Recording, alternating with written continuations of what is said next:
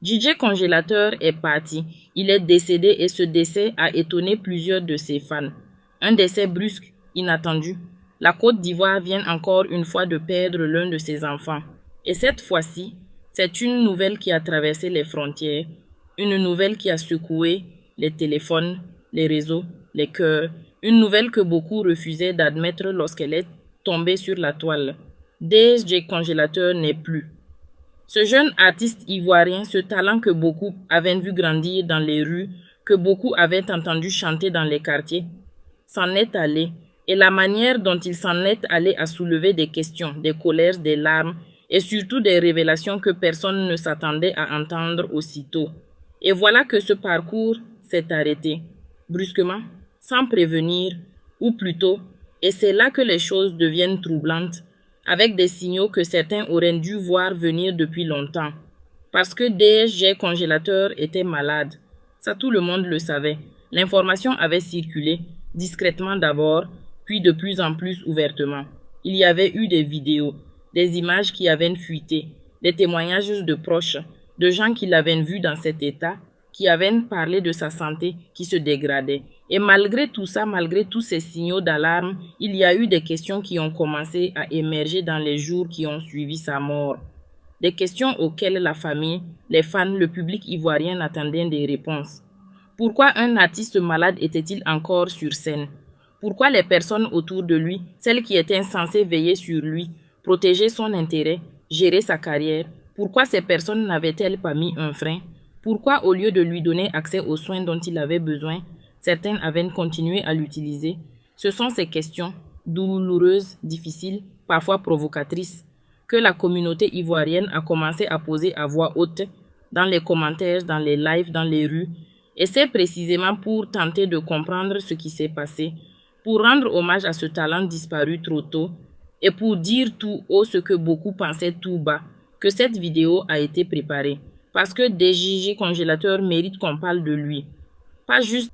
Et pourtant, il a fait le chemin. Il a rejoint Abidjan, cette ville qui attire des milliers de rêveurs chaque année, cette ville qui en avale la plupart et en recrache les débris, mais qui, parfois pour les plus tenaces, pour les plus authentiques, offre une chance. DJ Congélateur a saisi cette chance. Pas facilement, pas du premier coup. Il a traversé les moments difficiles que traversent tous les artistes qui n'ont pas de réseau, pas de famille dans le milieu, pas d'argent pour se payer du temps en studio. Il a appris sur le tas. Il a construit son univers brique par brique. Son instinct artistique l'aidant à trouver un son, une identité, quelque chose qui lui appartenait. Et ce quelque chose a commencé à résonner. Les gens ont commencé à l'écouter. Les streams ont commencé à monter. Son nom a commencé à circuler dans les cercles qui comptent dans le milieu ivoirien. Et parmi toutes ces chansons, parmi tous les sons qu'il a produits, tous les morceaux qu'il a mis dehors, il y en avait un qui, selon ceux qui l'ont écouté, dépassait tous les autres en profondeur. Un titre qui s'appelait « Merci Seigneur ». Un titre qui ne ressemblait pas à de la bravade, pas à de la mise en scène. Un titre qui ressemblait à une prière sincère, à un cri du cœur d'un homme qui avait traversé des choses difficiles et qui, depuis le fond de lui-même, remerciait pour ce qu'il avait reçu. Ce morceau-là, même des gens qui n'étaient pas habituellement fans de son style ont dit qu'il les avait touchés, que quelque chose dans ses paroles avait traversé les barrières de genre musical, les préférences personnelles, et avait atteint quelque chose d'universel. C'est ça, DJ Congélateur. Un artiste qui, quand il allait au fond de lui-même, trouvait quelque chose de vrai. Quelque chose que la musique ivoirienne avait besoin d'entendre. Et c'est cet artiste-là que la maladie a commencé à ronger. Il faut parler de cette maladie, pas pour faire du sensationnel, pas pour exposer quelque chose que l'artiste aurait voulu garder privé, mais parce que ce qui s'est passé autour de cette maladie, la façon dont elle a été gérée, ou plutôt la façon dont elle n'a pas été gérée, est au cœur de ce que beaucoup de voix ont commencé à dénoncer dès l'annonce de son décès. Et ces voix méritent d'être entendues. La maladie de DJ Congélateur n'était pas un secret bien gardé dans les derniers 20 mois de sa vie. Des images avaient filtré. Des vidéos avaient tourné sur les réseaux sociaux montrant un jeune homme visiblement diminué. Un jeune homme dont le corps portait les traces d'un combat difficile. Des gens qui le connaissaient, qui l'avaient côtoyé dans les coulisses, avaient parlé. Pas tous à voix haute, pas tous avec des noms et des preuves, mais suffisamment pour que l'information circule, suffisamment pour que ceux qui voulaient savoir puissent savoir. Et c'est là que le premier problème se pose. Parce que dans cet univers, le showbiz ivoirien, africain, mais aussi universel, il y a une tendance lourde, une réalité dure, que les artistes eux-mêmes ont du mal à combattre. La machinerie commerciale qui tourne autour de vous ne s'arrête pas parce que vous êtes malade. Les engagements sont pris, les contrats sont signés, les agendas sont remplis. Et pour certains de ceux qui gravitent autour d'un artiste, les managers, les producteurs, les promoteurs, la santé de cet artiste passe après les intérêts financiers. Pas toujours par méchanceté pure, parfois par aveuglement, par une culture du milieu qui normalise l'exploitation, qui normalise le fait de pousser les gens jusqu'à leurs limites sans se demander ce que ces limites signifient réellement. Des Gigi congélateurs, selon certains témoignages qui ont émergé dans les heures suivant son décès, n'a pas bénéficié de la protection qu'il aurait dû avoir. Il a continué à se produire, à se montrer, à donner ce que le public attendait, alors que son corps disait autre chose. Alors que des signaux d'alarme étaient là pour ceux qui voulaient les voir. Il y a quelque chose de profondément troublant dans cette réalité. Quelque chose qui dépasse le cas individuel de DG Congélateur et qui touche à une question plus large, une question que la communauté artistique, les gens qui connaissaient DG Congélateur de près, ont parlé depuis les profondeurs de leur chagrin. Et d'autres, des inconnus, des anonymes, des gens qui peut-être n'avaient jamais écouté un seul morceau de cet artiste, ont aussi réagi, certains avec sincérité, d'autres avec une célérité qui, pour beaucoup, sonnait creux. Parce qu'il y a quelque chose que le public ivoirien a une capacité aiguisée à détecter, l'hypocrisie. Cette capacité à identifier les gens qui se réveillent seulement quand quelqu'un est mort. Ceux qui n'avaient aucun mot gentil, aucun partage, aucun soutien, aucune cagnotte quand l'artiste en avait besoin, mais qui soudainement, à l'annonce du décès, trouvent des torrents de mots touchants, des hommages soigneusement rédigés, des promesses de soutien à la famille. La communauté a vu ça, et elle n'a pas manqué de le nommer. Il y a eu des voix qui ont dit « Si tu veux faire un geste, si tu veux montrer que tu tiens vraiment à cet artiste, à sa mémoire, à sa famille, alors agis. » Concrètement, pas avec des mots sur les réseaux, pas avec des vidéos de condoléances, avec des actes, des cagnottes lancées rapidement, des soutiens financiers pour la famille, des gestes concrets qui montrent que derrière les discours, il y a une réalité. Et c'est là que quelque chose d'intéressant s'est produit, parce que certaines des cagnottes et des soutiens ont effectivement commencé à émerger, très vite après l'annonce du décès. Et pour une partie de la communauté, cette rapidité a soulevé une question. Pas forcément une accusation directe, mais une interrogation. Est-ce que le même empressement existait quand cet artiste était encore en vie et qu'il avait besoin d'aide? Est-ce que le même élan de générosité aurait pu se manifester quand il y avait encore une chance de changer quelque chose? La réponse à cette question, chacun la connaît dans le fond de son cœur. Et c'est peut-être l'une des leçons les plus douloureuses de cette histoire. Mais cette histoire a aussi d'autres dimensions. Elle a la dimension de la foi, de la spiritualité, de la manière dont les Ivoiriens font face à la perte. Parce que quand DG Congélateur est mort, les réactions n'ont pas été seulement émotionnelles ou politiques. Elles ont été profondes, existentielles. Il y a eu des gens qui ont prié, des gens qui ont chanté, des gens qui ont ouvert leur Bible, leur Coran, leur cœur, des gens qui ont dit « La mort est avec nous, elle vit avec nous. » Et la seule réponse à ça, c'est de vivre bien, de s'aimer, de se soutenir. Il y a eu aussi une forme de questionnement collectif. Cette semaine-là en particulier, cette semaine où Abomey l'éléphant et DG Congélateur avaient tous les deux quitté ce monde à quelques jours d'intervalle, avec quelque chose d'écrasant. Deux artistes, deux jeunes, deux talents, en l'espace de quelques jours. Et les gens autour, ceux qui faisaient partie du même milieu, se sont regardés avec une question dans les yeux. Qui est le prochain? Cette question, certains l'ont dite à voix haute. Certains ont même évoqué l'idée de se retirer du showbiz, tellement la douleur et la peur avaient pris le dessus. Pas par superstition, pas par manque de courage, mais parce que quand vous perdez vos proches de cette façon, de cette fréquence, à cet âge, quelque chose en vous commence à se demander si le prix de cette vie-là ne serait pas trop élevé. Et c'est une réflexion que l'on ne peut pas balayer du revers de la main, c'est une réflexion qui mérite d'être prise au sérieux. Parce que le showbiz africain, et ivoirien en particulier, est un milieu dur. Un milieu où les lumières sont belles mais les coulisses sont sombres. Un milieu où les jeunes talents arrivent avec des rêves plein les yeux et se retrouvent parfois dans des dynamiques dont ils ne comprennent pas toujours les règles. Un milieu où les contrastes peuvent être léonins, où les revenus ne reviennent pas toujours dans la poche de celui qui a travaillé, où la protection sociale est quasi inexistante, où tomber malade peut vouloir dire tomber dans le vide. DG Congélateur a fait partie de ce milieu. Il en a connu les joies, la reconnaissance, la musique, le public, l'adrénaline de la scène. Mais selon certains de ceux qui ont parlé, après sa mort, il en a aussi connu les ombres, les zones grises que les artistes n'aiment pas évoquer quand ils sont en vie parce que ça pourrait leur coûter des opportunités. Avec ce numéro, parmi ses proches, il y en a un qui a pris la parole avec une dignité et une douleur qui ont touché énormément de gens. Un homme qui, en quelques jours seulement, avait déjà perdu Abomey l'éléphant, un ami, un frère, quelqu'un qu'il portait dans son cœur depuis des années et qui se retrouvait maintenant à faire face à un deuxième deuil, à devoir encore une fois trouver les mots pour quelqu'un qui n'était plus là. Cet homme a parlé de DG Congélateur comme de son fils. Ces mots-là, c'est mon fils, ne sont pas des métaphores vides. Dans la culture ivoirienne, dans la culture africaine en général, ces mots portent un poids réel. Ils disent une relation, une proximité, un attachement qui va au-delà du simple rapport professionnel. Et entendre cet homme parler de la perte de ce jeune qu'il considérait comme son fils, entendre sa voix chercher ses mots, entendre dans son témoignage la fatigue de quelqu'un qui a déjà trop pleuré, c'est quelque chose qui transcende les querelles, les questions de responsabilité, les débats sur le showbiz. C'est quelque chose de profondément humain. La mort de DG Congélateur a rappelé une vérité que les gens savent mais qu'ils ont tendance à oublier dans l'agitation du quotidien. Les artistes sont des humains, pas des icônes, pas des produits, pas des machines à divertissement.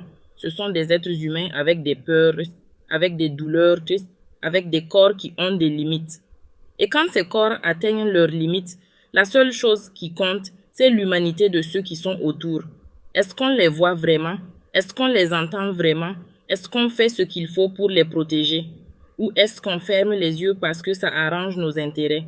Ces questions n'ont pas de réponse simple, mais elles ont une nécessité absolue. Et la mort de DG Congélateur, aussi douloureuse qu'elle soit, a au moins eu le mérite de les poser à voix haute, devant tout le monde, dans toute leur urgence.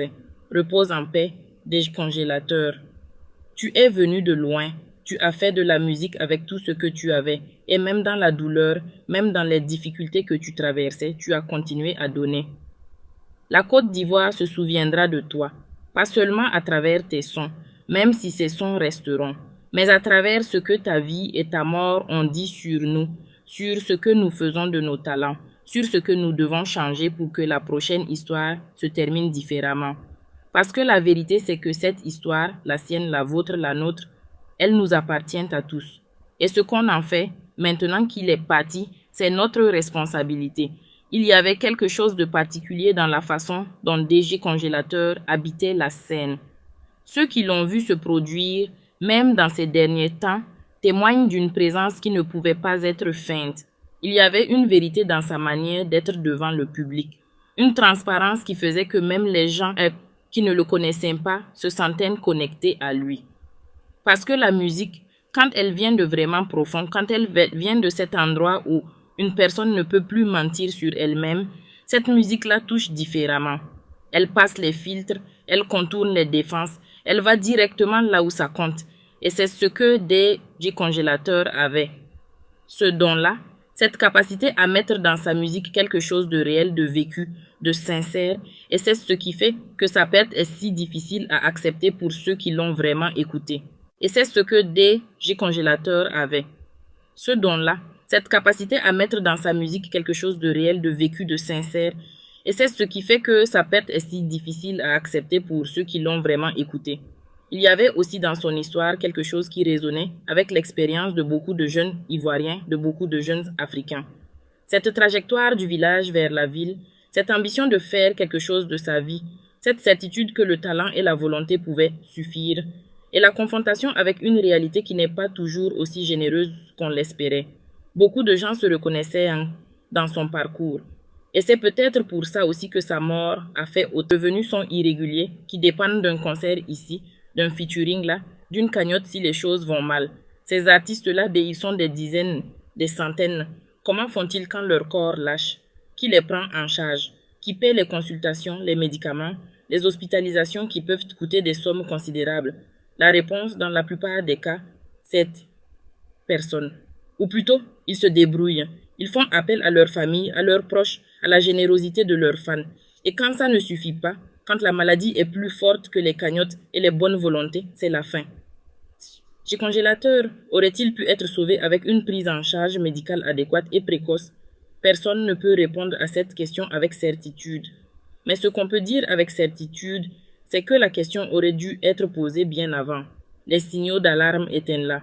Et quelque part, dans la chaîne de personnes qui entouraient cet artiste, quelqu'un aurait dû avoir le courage de dire « Stop ». Stop les concerts, stop les engagements, stop tout. Et priorité à la santé. Ce courage-là n'a pas été là au bon moment. Et c'est cette absence-là que certaines voix ont dénoncé avec force et émotion dans les heures qui ont suivi sa disparition. Des voix qui ne cherchaient pas à accuser pour le plaisir d'accuser. Des voix qui portaient une vraie douleur, une vraie incompréhension, un vrai sentiment d'injustice. Parce qu'il y a quelque chose d'injuste dans la façon dont certains artistes sont traités. Quelque chose d'injuste dans un système où votre valeur est mesurée à votre capacité à performer, à générer de l'argent, à remplir des salles, et où cette valeur s'évapore dès que votre corps ne peut plus tenir le rythme. Un système où vous êtes aimé pour ce que vous produisez, pas pour ce que vous êtes. Un système qui vous acclame aujourd'hui et vous oublie demain, ou pire, vous utilise jusqu'au bout sans se soucier de ce que ce bout représente vraiment. Day, du congélateur, a vécu dans ce système. Et selon certains de ceux qui ont parlé, il en est mort en partie à cause de lui. Mais il y a une autre dimension de cette histoire qui mérite d'être abordée avec autant de sérieux. C'est la dimension de l'héritage, de ce qu'un artiste laisse derrière lui. Pas seulement ses chansons, pas seulement ses vidéos, pas seulement les souvenirs de ses proches, mais quelque chose de plus large, de plus durable. Une trace dans le paysage culturel de son pays, de son peuple, de sa génération. Dès du congélateur, malgré sa jeunesse, malgré le fait que sa carrière ait été interrompue trop tôt, a laissé une trace. Ces sons existent, ils tournent encore, ils font encore danser, sourire, chanter des gens qui l'ont aimé. Et parmi ces sons, Merci Seigneur continuera d'être écouté longtemps après que les émotions du deuil se seront apaisées. Parce que ce genre de chanson, celle qui vient de l'âme, celle qui parle de gratitude dans un monde qui ne facilite pas la gratitude, ce genre de chanson a une longévité particulière. Et c'est peut-être ça le plus beau legs de DJ Congélateur. Pas sa notoriété, pas ses performances, mais ce moment de vérité musicale qu'il a offert. Ce moment où il a mis dans une chanson quelque chose qui lui survivrait. Quelque chose que les gens qui ne l'ont jamais connu pourraient écouter dans 5 ans, 10 ans, et y entendre une voix authentique. Une voix qui a vécu, qui a souffert, qui a remercié malgré tout. Cette voix mérite d'être préservée. Elle mérite d'être diffusée. Elle mérite que ceux qui la portent maintenant, sa famille, ses proches, ses fans, prennent soin de cet héritage. Pas par obligation, mais par amour. Par respect pour ce que cet artiste a été, pour ce qu'il a donné, pour la sincérité avec laquelle il a vécu sa musique. Il y a eu, dans les réactions qui ont suivi sa mort, une discussion qui a émergé sur la question des artistes ivoiriens en général. Une discussion sur les conditions dans lesquelles ces artistes évoluent, les défis qu'ils affrontent, le soutien qu'ils reçoivent ou qu'ils ne reçoivent pas. Et cette discussion, si elle reste uniquement dans les commentaires, dans les lives, dans les vidéos de réaction, si elle ne débouche pas sur quelque chose de concret, elle sera elle aussi perdue. La Côte d'Ivoire a des artistes extraordinaires. Elle a fait des talents qui méritent le monde entier. Elle a des voix, des corps, des esprits créatifs qui pourraient rayonner bien au-delà des frontières ivoiriennes, bien au-delà du continent africain. Mais pour que ces artistes, pendant qu'ils sont encore là, pendant qu'il est encore temps de changer quelque chose, pendant que leur présence peut encore être une joie et pas seulement une mémoire, c'est la question que DG Congélateur laisse derrière lui. Une question simple, une question fondamentale. Une question à laquelle cette génération doit répondre. Parce que les prochains artistes qui grandiront en Côte d'Ivoire, qui développeront leur talent, qui rêveront de lumière et de scène, ces artistes-là méritent mieux. Ils méritent de vivre leur art jusqu'au bout, pas être consumés par lui. Et c'est le plus bel hommage qu'on puisse rendre à DG Congélateur. Faire en sorte que sa mort serve à quelque chose. faire en sorte que ce qui lui est arrivé ne soit pas juste une tragédie individuelle, mais le début d'un changement collectif. Paix à son âme, courage à sa famille, et à nous tous, la lucidité et la volonté de faire mieux. Mais voilà, la famille, les amis, les fans, ce n'est pas là que s'arrête l'histoire. Il y a un autre chapitre, un chapitre qui parle de ce qui vient après la mort, de ce qui se passe dans les cercles, dans les coulisses, dans les espaces où les enjeux ne sont plus émotionnels mais matériels. Parce que quand un artiste meurt, quelque chose se met en mouvement. Des choses qui dormaient commencent à se réveiller. Des paroles qui avaient été gardées, des secrets qui avaient été enfermés, des vérités qui avaient été mises en attente. Tout ça commence à vouloir sortir. Et dans le cas de DG Congélateur, ce mouvement a commencé très vite. Trop vite, peut-être pour certains. Mais ce rythme-là aussi dit quelque chose. Il y a des gens qui attendaient, des gens qui avaient des choses à dire sur cet artiste, sur sa vie, sur ce qui l'entourait, et qui n'avaient pas encore trouvé le moment, ou le courage, ou la nécessité de les dire.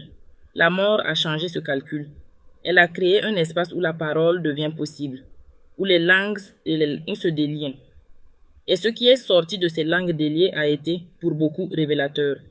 Des révélations sur la manière dont certains artistes sont gérés dans le milieu ivoirien, sur les relations parfois complexes, parfois problématiques, entre artistes et entourage, sur ce qui se passe quand la santé d'un artiste commence à décliner et que certains autour de lui font le choix de l'ignorer.